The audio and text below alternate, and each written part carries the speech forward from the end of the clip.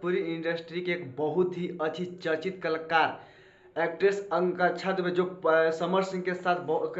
हमेशा नजर आती थी, आज उनको सोमनाथ होटल में बनारस में सुसाइड कर ली है। ये जानकारी मुझे कुछ सोशल मीडिया के द्वारा माध्यम चला और मैं इसके बारे में मुझे पूर्ण रूप से जानकारी नहीं है क्या फेक है या सही है, लेकिन मुझे जितना जानकारी चला है वो मुझसे उससे पता चलता है कि ये सच है। और आकांक्षा दुबे के अकाउंट पर ना ही कोई पोस्ट आया है, ना ही कोई रील्स आया है और ना ही कोई स्टेटस आया है। कुछ लोगों के द्वारा काफ़ी इस पर वीडियो बनाया जा रहा है और पावर स्टार पवन सिंह के साथ के कल ही वीडियो आया था आकांक्षा दुबे के साथ, तो मुझे भी लगा था कि ये सब गलत है। लेकिन